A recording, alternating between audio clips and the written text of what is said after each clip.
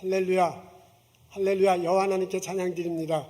거룩한 주일 성전에 나와 예배드리는 여러분, 성전을 향해 예배드리는 여러분, 주님의 이름으로 환영합니다. 마음을 모으고 신령과 진정으로 하나님께 예배드리기 원합니다. 찬양드리며 하나님께 나아가겠습니다.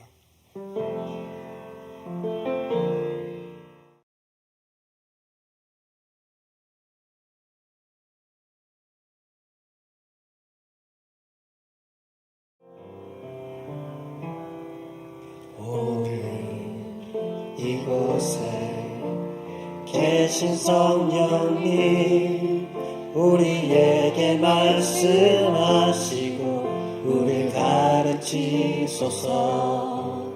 닫힌 우리 맘 열어주시고 주의 빛으로 밝혀 우릴 인도하소서. 주님보다 앞서지 않고 겸손하게 주님의 말씀 기다리니 주님 손에 우리 드립니다. 사랑으로 인도하소서. 예배합니다. 찬양합니다. 주님만 날 다스리소서. 예배합니다. 찬양합니다. 주님 홀로 높임 받으소서.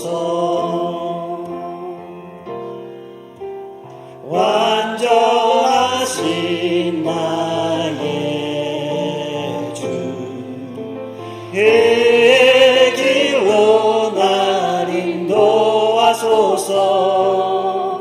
행하신 모든 일 주님의 영광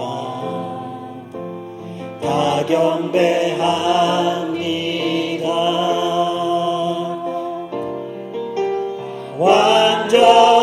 완전하신 나의 주 그의 길로 날 인도하소서. 행하신 모든 일 주님의 영광 다 경배합니다. 예배합니다. 찬양합니다. 주님만 날 다스리소서. 예배합니다. 찬양합니다. 주님 홀로 높임 받으소서. 주님 홀로 높임 받으소서.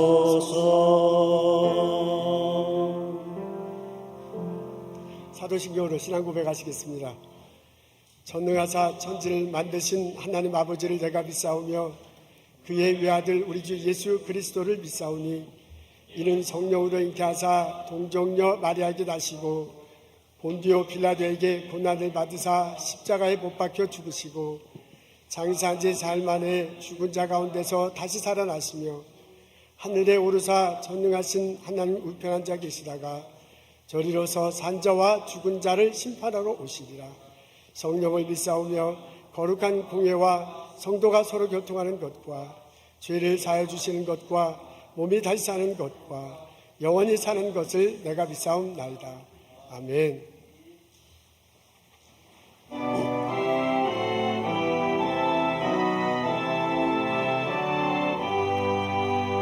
다 찬양하여 전능한 창조의 주께 내 오마 주 찬양 평강과 구원의 주님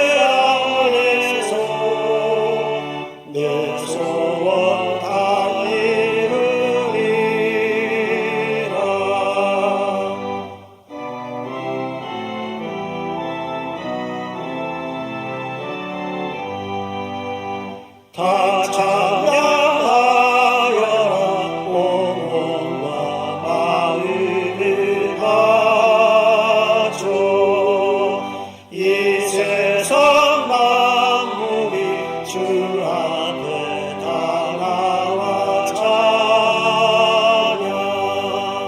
성도들아 기쁨의 소리 높여 영원히 찬양하여라.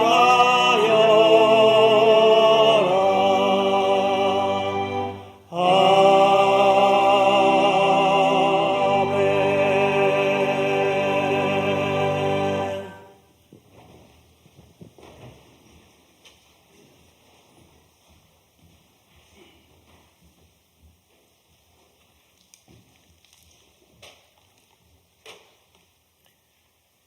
모든 생명의 근원 되시고 주인이신 하나님 아버지께 영광과 찬송 드립니다.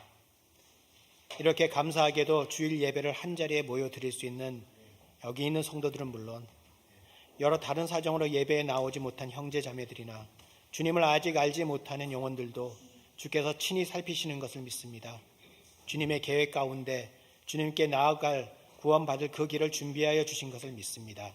주께서 역사하시고 홀로 영광 받으시옵소서. 저희를 주님의 일에 참여하게 하신 은혜에 감사드립니다. 그 감사함에도 저희 늘 연약하여 그리고 어리석어 세상의 어려움에 쉽게 낙심하고 작은 유혹에도 방황합니다. 환난 중에 피난처 되시고 어두운 골짜기에 막대기와 지팡이 되신 주님께 의지하오니 도와주소서. 무엇보다도 기도하게 하소서. 주님의 바라보시는 그 마음으로 나와 나의 주변을 살피게 하시고 이웃의 어려움 또한 지나치지 않게 늘 깨어있게 하여 주시옵소서. 예상하지 못했던 어려움에 빠진 형제가 있는지요. 크게 소리쳐 도움을 구할 수 없고 홀로 감내해야 할 아픔에 있는 자매가 있지는 않은지요. 내게 내려지는 복을 구하기 전에 사랑하는 이들을 위해 먼저 기도하고 주께서 바라보시는 그곳에 함께하게 하여 주소서. 그렇게 할 수 있는 용기와 힘을 저희에게 허락하여 주소서. 주님, 이 시간 특별히 간구합니다. 저희에게 마음을 열고 주님의 음성을 듣는 귀를 허락하여 주시옵소서. 동성애와 관련된 연합감리교회의 결정을 기다리며 오늘 오후부터 저희가 모여서 무엇이 옳은 길인지 함께 공부하는 시간을 갖고자 합니다. 저희 모인 곳에 늘 주께서 함께 하심을 기억하고 겸손히 나아가 고요한 중에 하시는 말씀에 귀 기울이는 그러한 마음과 분별할 수 있는 귀를 주시옵소서. 주님의 큰 뜻을 부족한 저희의 말과 글에 다 담을 수 없음을 기억하며 내가 익숙해지고 당연하다고 여겨진 지식과 관습도 잠시 내려놓고 세상에서 바뀌는 것과 바뀌지 않는 것들에 대해 귀를 열어 듣게 하여 주시옵소서. 그리고 서로의 이야기를 사랑으로 듣는 귀를 허락하여 주시옵소서.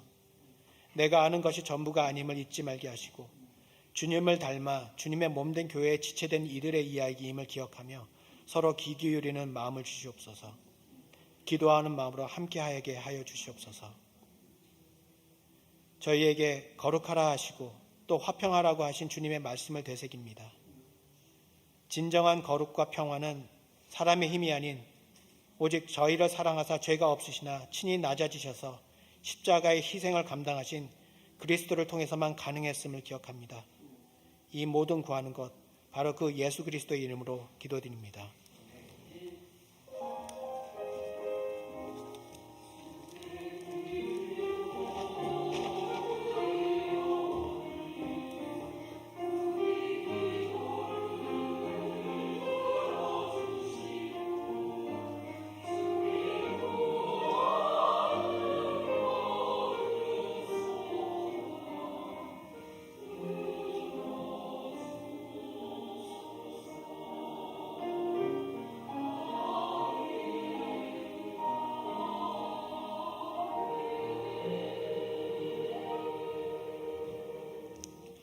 여러분 안녕하십니까? 만나서 반갑습니다. 오늘 예배 후에 다과 있습니다. 다과와 가벼운 식사 준비되어 있어요. 밑에 내려가서 함께 먹도록 하겠습니다. 그리고 그러면서 성경 공부를 하려고요. 우리 교회 전체로 모여서 하는 첫 번째 성경 공부입니다. 결혼에 관해서 동성애에 관해서, 동성애자에 관해서 성경은 뭐라고 가르치는지 한번 공부하려고 합니다. 아주 중요한 시간입니다. 여러분 1시간 걸릴 거예요. 1시간 이상 걸리진 않습니다. 꼭 참석해 주시고 함께 우리 앞날을 논의했으면 참 좋겠습니다. 저희 교회 저희 교회에서 연합 부흥회가 있습니다. 10월 마지막 주예요. 10월 27일, 28일, 29일 금토일 저녁입니다. 저희 교회에서 합니다. 여러분 칼렌더 꼭 기억하시고 함께 와서 은혜 받았으면 좋겠습니다. 김성택 목사님 클리브랜드 중앙한인교회 담임하신다고 하는군요. 그분이 와서 말씀 증거해 주실 것입니다. 오늘 여러분 만나서 반갑습니다. 주님의 이름으로 환영합니다. 일어나셔서 함께 인사 나누도록 하겠습니다. 어서 오십시오. 축복합니다. 만나서 반갑습니다.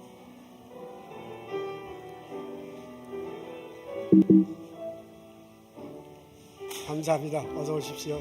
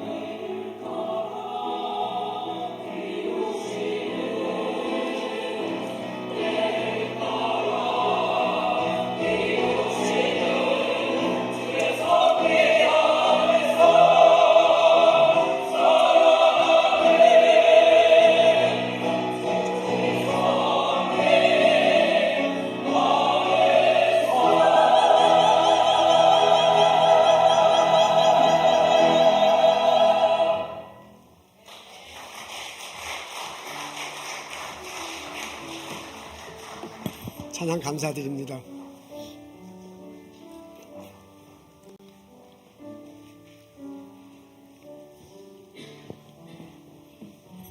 오늘 저희 읽을 말씀은 창세기 45장 4절부터 8절입니다. 제가 읽겠습니다. 요셉이 형들에게 이르되 내게로 가까이 오소서. 그들이 가까이 가니 이르되 나는 당신들의 아우 요셉이니 당신들이 애굽의 판자라. 당신들이 나를 이곳에 팔았다고 해서 근심하지 마소서. 한탄하지 마소서. 하나님이 생명을 구원하시려고 나를 당신들보다 먼저 보내셨나이다. 이 땅에 2년 동안 흉년이 들었으나 아직 5년은 밭갈이도 못하고 추수도 못할지라. 하나님이 큰 구원으로 당신들의 생명을 보존하고 당신의 후손을 세상에 두시려고 나를 당신들보다 먼저 보내셨나니 그런즉 나를 이리로 보낸 이는 당신들이 아니요 하나님이시라. 하나님이 나를 바로에게 아버지로 삼으시고 그 온 집의 주로 삼으시며 애굽 온 땅의 통치자로 삼으셨나이다. 아멘. 요셉은 12형제 중에 11번째입니다. 어느 날 잠자다 꿈을 꾸어요. 들판에 나가서 곡식단을 묶습니다. 갑자기 자기가 묶은 곡식단이 우뚝 서더니 그와 동시에 다른 형제들이 묶는 곡식단이 땅에 엎드려 절을 합니다. 이 꿈 내용을 형들에게 말하니까 형들이 화를 버럭 내요. 그 말이 무슨 말이야? 네가 언제는 왕이 될 거고 우리가 네 밑에 서서 머리를 숙인단 말이냐? 형들이 화가 나가지고 요셉을 물 없는 물 구덩이에 던져 넣었습니다. 그리고 지나가는 미디안 상인을 보고 그 사람에게 팔아버렸습니다. 요셉이 애굽에 끌려왔어요. 보디발의 집에 하인으로 지내게 됩니다. 편안하게 지내는 어느 날 보디발의 아내가 유혹을 하잖아요. 그 유혹을 물리치다 감옥에 갑니다. 감옥에서 2년여 동안을 보내는 어느 날 애굽 왕 앞에 끌려가요. 왕이 꿈을 꿨는데 도대체 무슨 내용인지 잘 모르겠는 거야. 그래서 그 꿈을 해석하는 자를 찾는 중에 요셉을 소식을 듣고 요셉을 찾게 된 겁니다. 요셉이 꿈 이야기를 듣습니다. 그리고 해몽을 하잖아요. 7년 동안 풍년이 있을 것입니다. 그 후 7년 동안 흉년이 있을 것입니다. 왕께서는 명철하고 지혜 있는 사람을 뽑아서 이것을 잘 다스리도록 해야 할 것입니다. 애굽 왕과 신하들이 그 소리를 들으니까 아주 속이 다 시원해요. 그러면서 당신이야말로 일을 할 적임자다 해서 애굽의 총리로 삼습니다. 시간이 지납니다. 온 땅에 가뭄이 들었어요. 이스라엘 땅에도 가뭄이 드네요. 요셉 형들 집안에도 먹을 것이 없어서 난리가 됐습니다. 형들이 듣자 하니까 애굽에는 먹을 것이 있대. 그것을 살 수 있을 것 같아. 그래서 열 형제가요 애굽으로 와서 곡식을 사러 갑니다. 왔더니 총리가 있는데 총리가 이 곡식 출하를 담당한대요. 그래서 총리 앞에 갔잖아요. 자기들 곡식을 사러 왔다고 말합니다. 그런데 이게 웬일입니까? 총리가 펄쩍 뛰면서 너는 정탐꾼이지 하면서 막 몰아붙이는 거예요. 우리는 정탐꾼이 아니다. 우리는 곡식을 사기 위해서 왔다고 아무리 얘기도 듣지를 않고 그냥 계속 막 몰아붙입니다. 이러쿵저러쿵 우여곡절 끝에 곡식을 조금 얻어가지고 집으로 돌아가게 됐는데 그래 시므온이 볼모로 잡혀요. 그래서 할 수 없이 시므온을 볼모로 잡혀놓고 9 형제가 곡식을 가지고 집으로 돌아가서 아버지와 식구들에게 설명을 합니다. 우리들이 곡식 사러 갔다가 정탐꾼으로 몰렸습니다. 그래서 시므온은 볼모로 잡혔습니다. 그 애굽 총리가 말하기를 동생 베냐민을 데리고 오랍니다. 우리가 그렇게 베냐민을 돌아가지 않으면 시므온이 죽게 생겼어요. 우리도 먹을 것이 없게 됐어요. 우리가 다 죽을지도 모릅니다. 아버지가 그 소식을 듣고 펄쩍 뛰는 거예요. 도대체 어떻게 된 건가. 그래서 베냐민을 데려갈 수 없다 막 이렇게 강하게 주장합니다. 그 아버지를 설득해가지고요 간신히 베냐민을 데리고 애굽으로 돌아왔어요. 이제 2번째 애굽 총리 앞에 섰습니다. 데리고 오라는 베냐민을 데리고 놓고요. 앞에 세우고요. 그 애굽 총리에게 예물을 드리고요. 그리고 돈을 내리면서 우리는 정탐꾼이 아니다. 우리는 곡식을 사러 온 거다. 네가 말한 대로 동생을 데려왔다. 라고 그렇게 말을 합니다. 근데 어떻게 된 거예요? 애굽 총리가 잔치를 베푸네요. 그리고 다 같이 먹자고 이렇게 얘기한 후 잔치가 끝나고 난 다음에 곡식을 아주 많이 줍니다. 그리고 옷도 주고요. 그리고 수레와 마차를 주면서 하는 말이 아버지가 살아계시냐? 그 아버지를 모시고 오라고 해요. 그러면서 뭐라냐면 동생 베냐민을 이번에는 볼모로 잡아놓겠다고 합니다. 이 소식을 듣고 막 형들이 깜짝 놀래잖아요. 그러면 안 됩니다. 지금 간신히 아버지를 설득해서 베냐민을 데리고 왔습니다. 우리가 만일 베냐민과 함께 돌아가지 않으면 아버지가 그냥 너무 놀라가지고 돌아가실지도 모릅니다. 우리 그냥 베냐민을 데리고 가게 해주십시오 하면서 막 옥신각신하고 막 있었던 그런 찰나예요. 그 순간에 놀라운 일이 벌어졌습니다.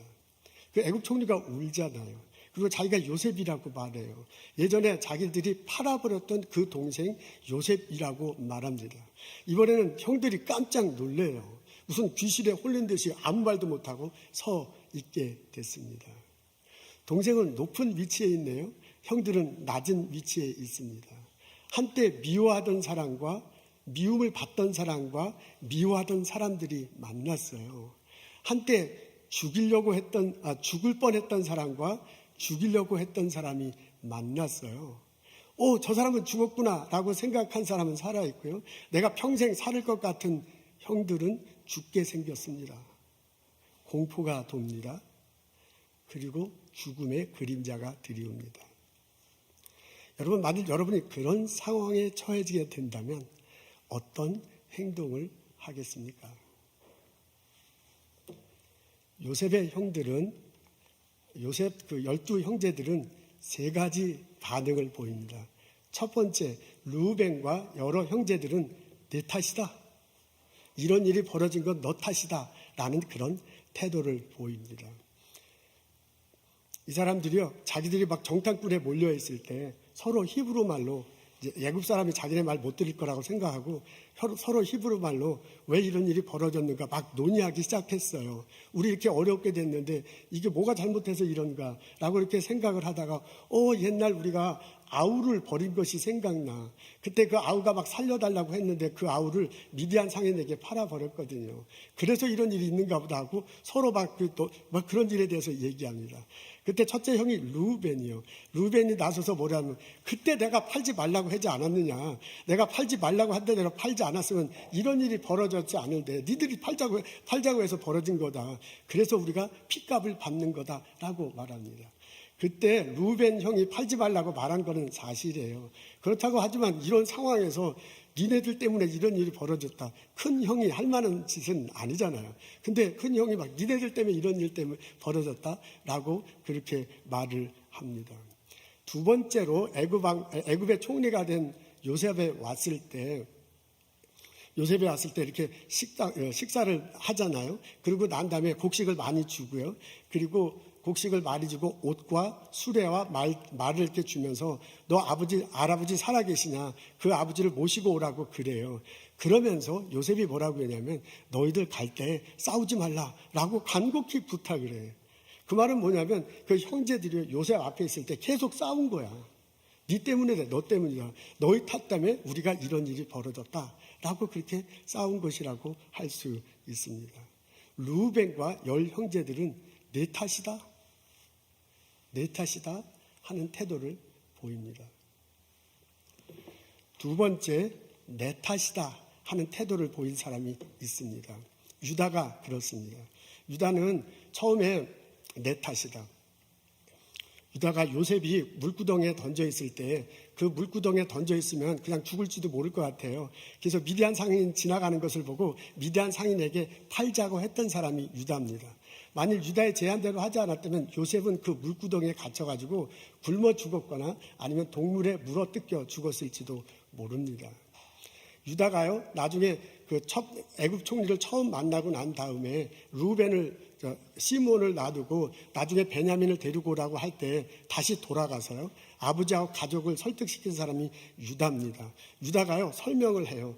우리가 지금 모함을 받다, 정탐꾼으로 모함을 받고 있다. 그리고 그 애굽 총리가 곡식을 살려면 막내 동생을 베냐민을 데리고 오라고 한다. 그리고 만일 우리가 베냐민을 데리고 가지 않으면 시므온이 죽는다. 그리고 우리가 곡식을 사지 못한다. 그러면 우리 가족들이 다 죽는다. 라고 가족들과 아버지에게 설명을 해요. 그러면서 이제 막내를 데려가야 한다고 해요. 그것을 아버지가 막 펄쩍펄쩍 뛰잖아요. 도저히 그럴 수 없다. 요셉도 죽었는데 시므온도 볼모로 잡혀가고 이 막내도 잡혀가면 이제 다 죽는 거 아니냐. 그래서 아버지가 막 안 된다고 그래요. 그 아버지를 설득시킨 사람이 유다입니다. 그러면서 이제 막내를 데리고 갑니다. 나중에 이제 두 번째 요셉 총리가 된 요셉이 이제 곡식을 주면서 마차를 주면서 아버지를 모시고 오라고 하잖아요. 그럼 그때 그 베냐민을 잡아놓겠다고 하는데 그때 유다가 또 나서요. 그 막내 잡아놓으면 안 됩니다. 막내를 잡아놓으면 내가 아버지한테 책임지겠다고 다 얘기했고 막내가 여기 잡혀있는 거라면 아버님이 너무 이게 화병이 나셔서 돌아가실지도 모릅니다. 그래요. 그러면서 차라리 내가 여기서 잡혀있겠다고 그래요. 그리고 막내 동생은 보내달라고 합니다. 그러니까 유다는 상당히 그런 상황 속에서요. 이건 내 책임이다 라고 여기고요. 이런 상황을 자기가 책임져서 이 상황을 헤쳐나가려고 상당히 노력을 합니다.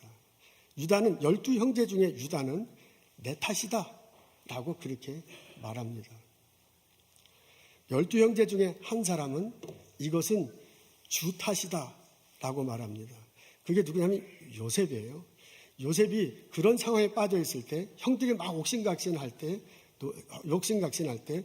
이렇게 얘기합니다. 우리 다 같이 앞에 있는데 다 같이 읽겠습니다. 시작. 당신들이 나를 이곳에 팔았다고 해서 근심하지 마소서. 하나님이 생명을 구원하시려고 나를 당신들보다 먼저 보내셨나이다.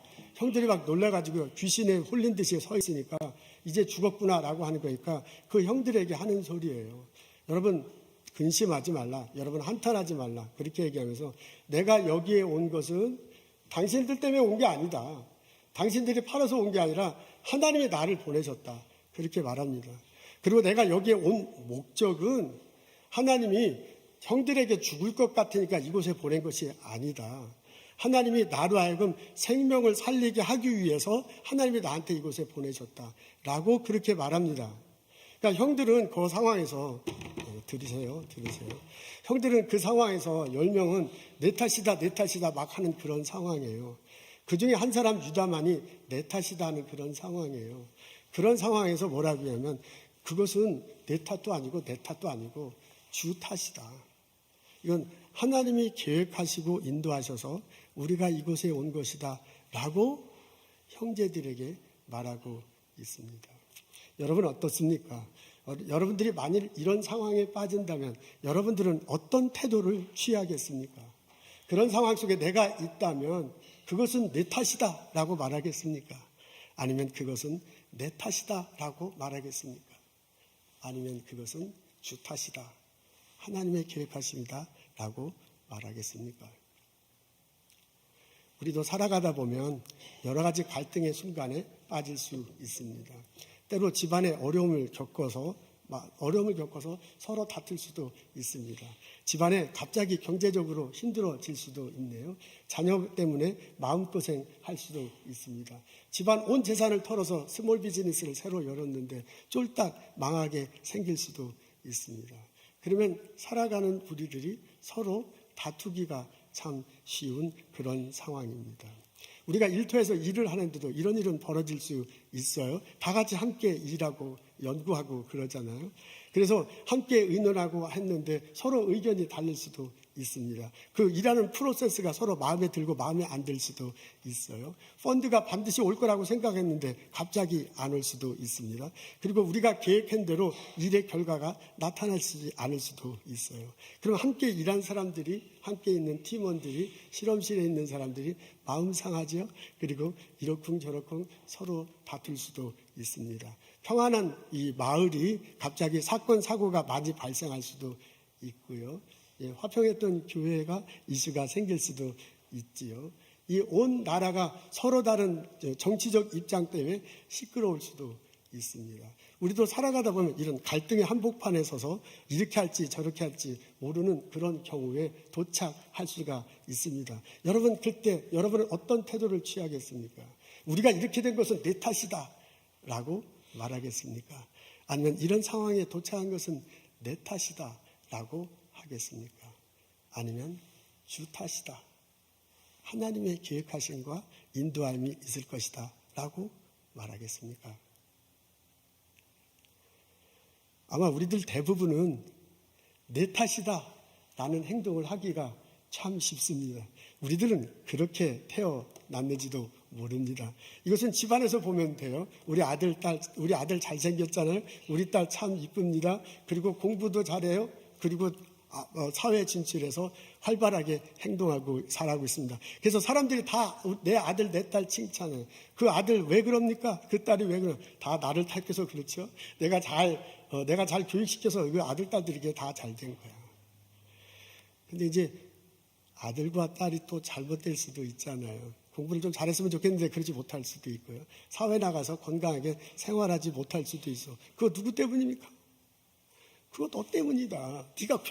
당신이 교육 잘못시켜서 그런 거 아니야. 당신이 잘못시켜서 나는 뭐 바깥에서 일하려고 몰랐어.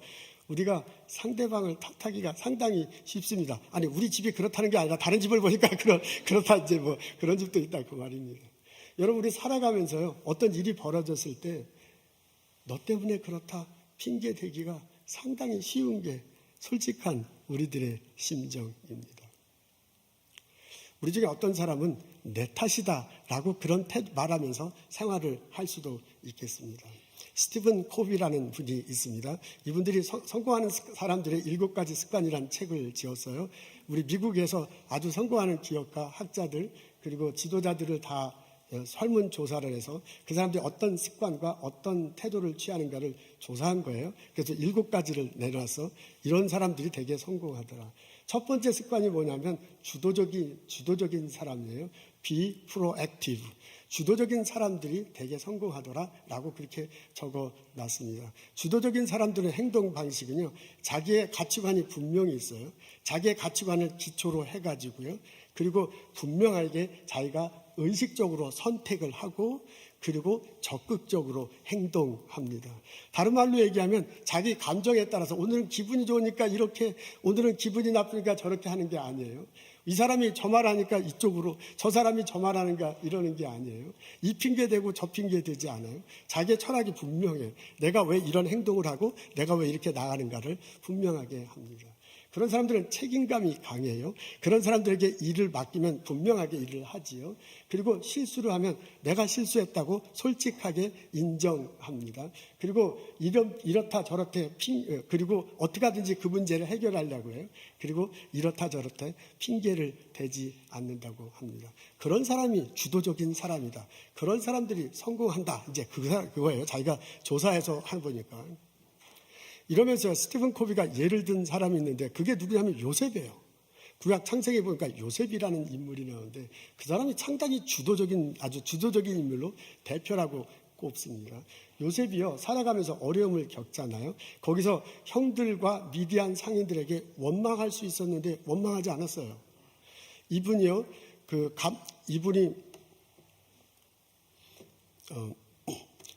그 보디발 집에 가서 하인 노릇을 하잖아요. 거기서 자기가 신세 한탄할 수 있는데 한탄하지 않았습니다. 이분이 감옥소에 있으면서요, 감옥 속에 있는 자신의 환경 탓할 수 있는데 환경 탓하지 않았어요. 나중에 형제들 만났을 때 복수의 칼을 휘둘릴 수 있잖아요. 당연히 그럴 수 있는데 그렇게 하지 않고 용서했습니다. 오히려 요셉을 보면요, 원망하거나 한탄하거나 환경 탓하거나 막 복수의 칼을 휘둘리기보다는 그런 상황 속에서 내가 어떻게 하는 것이 최선을 다할 것인가를 생각해.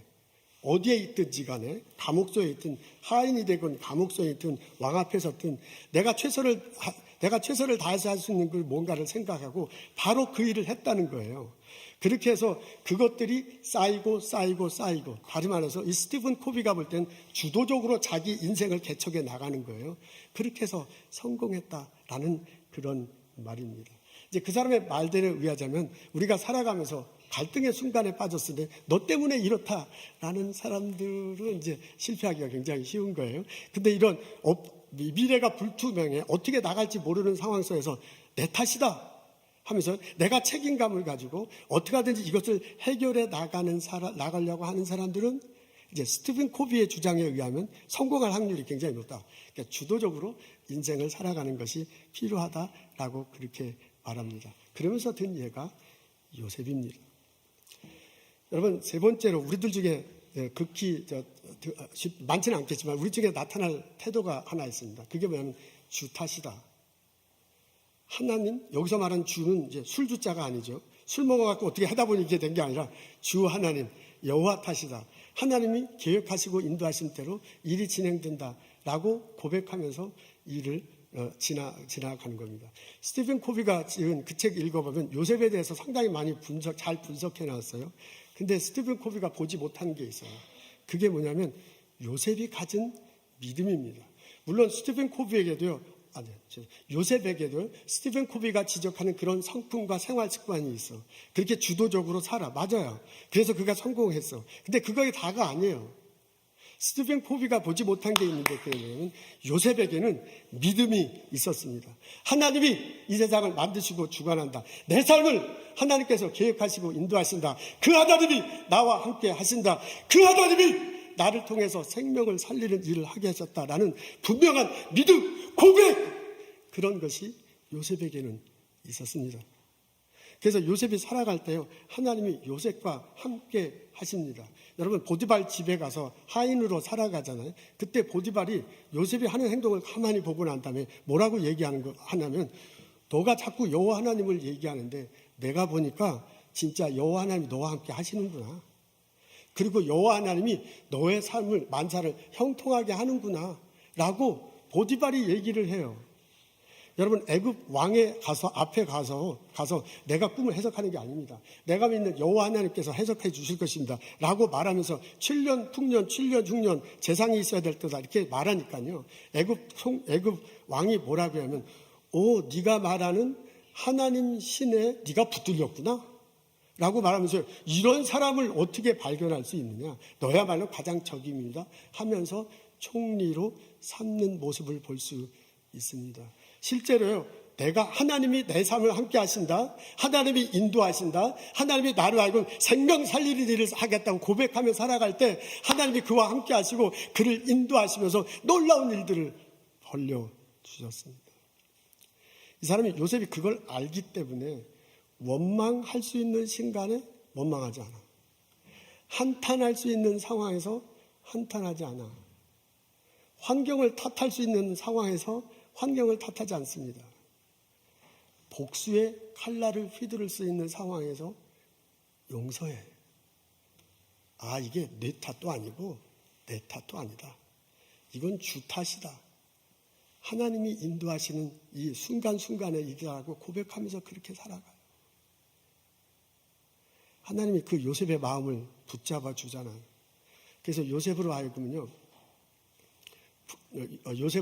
하여금 그 원망의 시냇가를 지나가게 하시고요, 한탄의 강을 넘게 하시고 분노의 바다를 넘어서 바다를 넘어서 독수리 날개치듯 올라가도록 그렇게 하십니다. 절대절명의 아무것도 소망도 없는 그런 상황에서요, 미래를 바라보며 소망을 가지고 살아가게 하십니다. 요셉은 주님 탓이다. 주님이 계획하시고 인도하신다. 주님이 나를 통해서 생명 살리는 일을 하고 계신다. 라는 고백이 있었습니다. 내가 보스턴에 살고 보스턴에 일하는 것은 하나님의 계획하심과 인도하심입니다. 나는 보스턴 이곳에, 이 일터에, 이 학교에, 이 연구소에, 이 이웃 동네에 보냄을 받은 자입니다. 하나님은 나를 통해서 내 주변의 사람들이 행복하고 즐겁게 사는 모습을 보고 싶어 하십니다. 하나님은 나를 통해서 내 주변의 사람들이 서로 존중하며 공존하는 것을 보고 싶어 하십니다. 하나님은 나를 통해서 예수가 전해지고 구원의 역사가 일어나는 것을 보고 싶어 하십니다. 하나님은 나를 통해서 생명이 살아나는 일들이 내 삶 주변에 벌어지는 것을 보고 싶어 하십니다. 그래서 나를 이 일터에, 이 학교에, 이 실험실에, 이 회사에, 이 동네에, 이 교회에 보내시고 함께 하시고 인도하시는 것입니다. 내가 살아가면서 어려운 일 겪을 수 있습니다.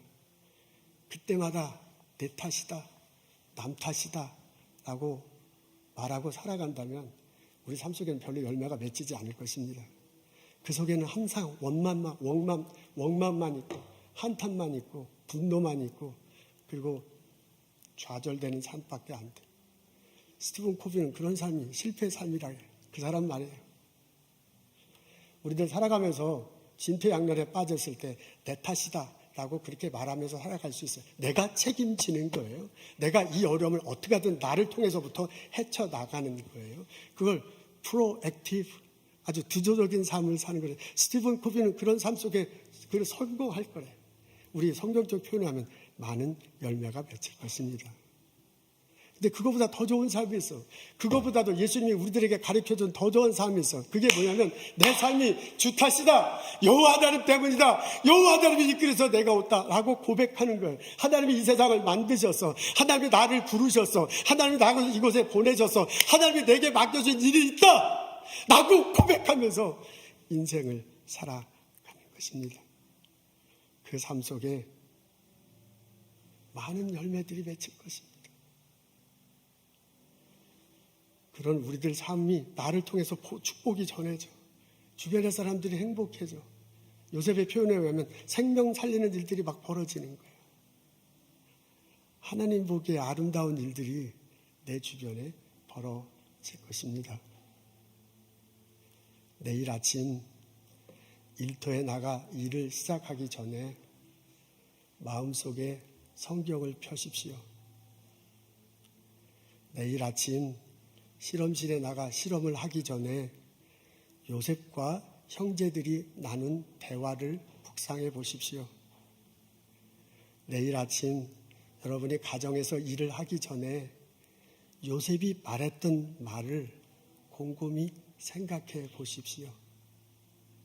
하나님이 요셉의 말을 통해서 내게 해주는 소리를 들을 수 있을 것입니다. 생명 살리는 일을 위해 내가 너를 그곳에 보냈다. 기도하겠습니다. 하나님, 주님을 바라보며 살아갈 수 있도록 인도하옵소서.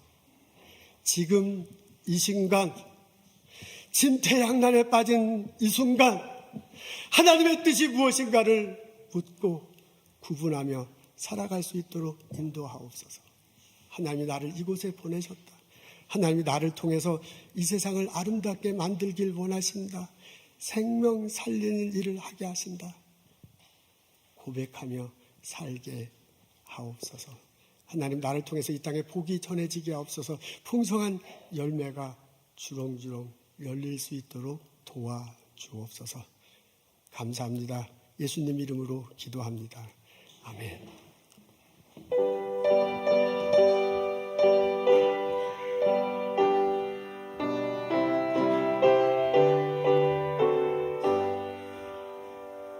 주 안에 있는 나에게 땀 근심이 있으랴. 십자가 밑에 나아가 내 짐을 풀어내. 주님을 찬송하면서 할렐루야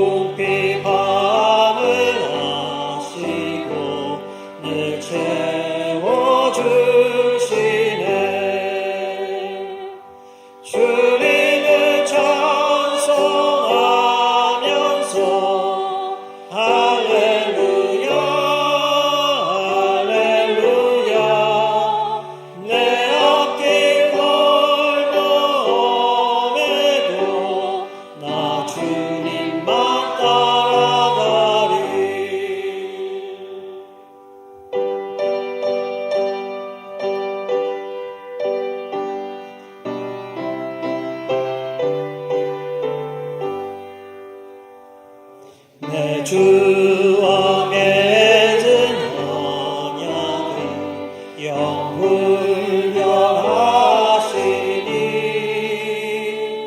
그 나아가기까지는 늘 보호하시네.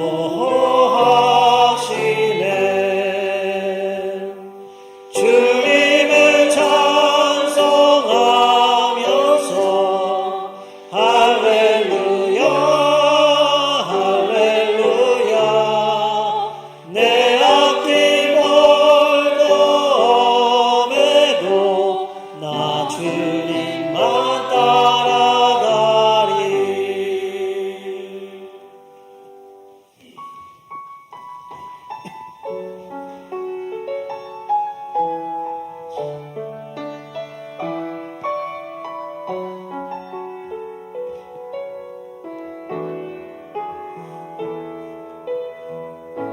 주께 가오니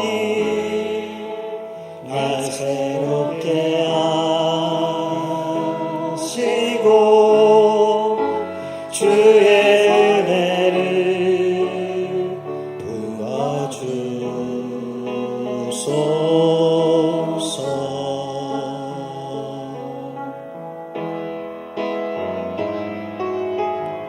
내 안에 발견한 나의 연약함 모두 벗어지리라. 주의 사랑으로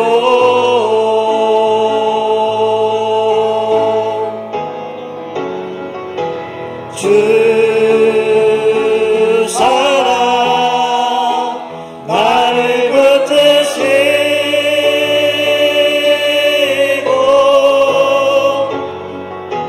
주 곁에 날 이끄소서.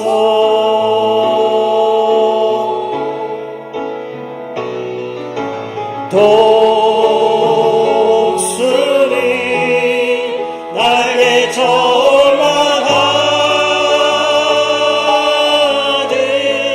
나는 주님과 함께 일어나 걸으리. 주의 사랑 안에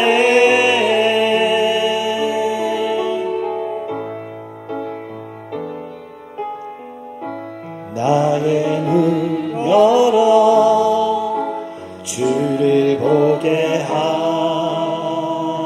하시고 주의 사랑을 알게 하소서.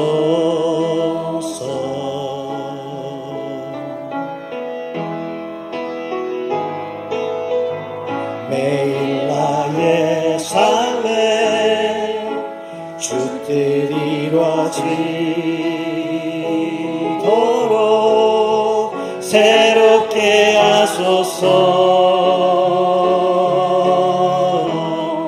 주의 사랑으로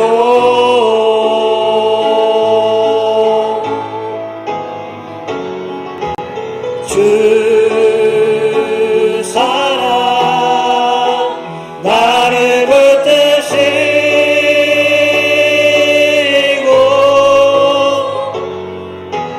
주 곁에 날 이끄소서.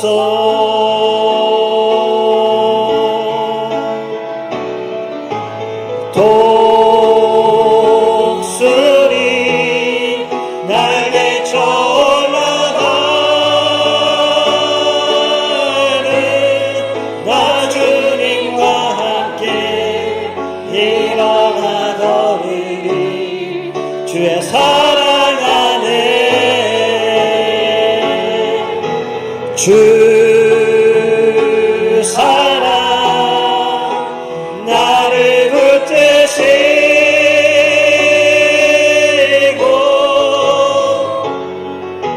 주 곁에 날 이끄소서.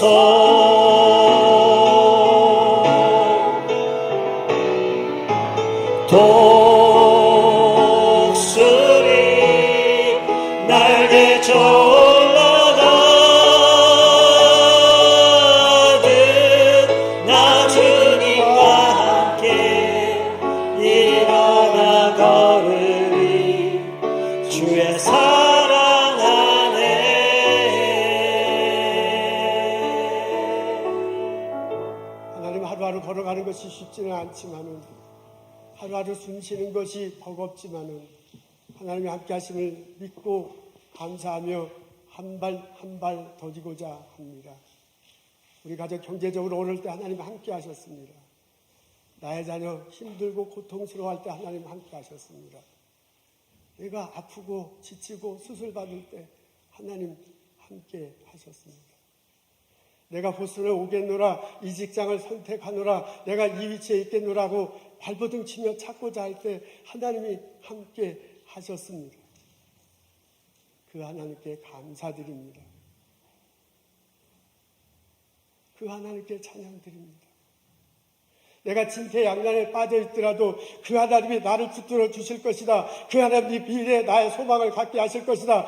그 하나님이 독수리 날개치며 올라가듯 만들어 주실 것이다. 고백하며 한 발자국 한 발자국 나가고자 합니다. 하나님 붙들어 주옵소서. 내 인상 주님 때문이다. 주 탓이다. 하나님의 계획하심과 인도하심이 있다. 고백하며 살아갈 수 있도록, 경험할 수 있도록 하나님 주장하여 주옵소서. 날마다 나의 삶을 주님께 감사드리고 찬양하며 이웃들에게 복을 나누며 살아가는 저희들 되도록 축복하여 주옵소서. 하나님 주께서 주시는 많은 것 기억하고 감사하며 거룩하게 구별하여 하나님께 예물 드립니다. 11조 헌금 드립니다. 감사 헌금 드립니다. 소원 내 헌금 드립니다. 주여 우리 헌금 받으시옵소서.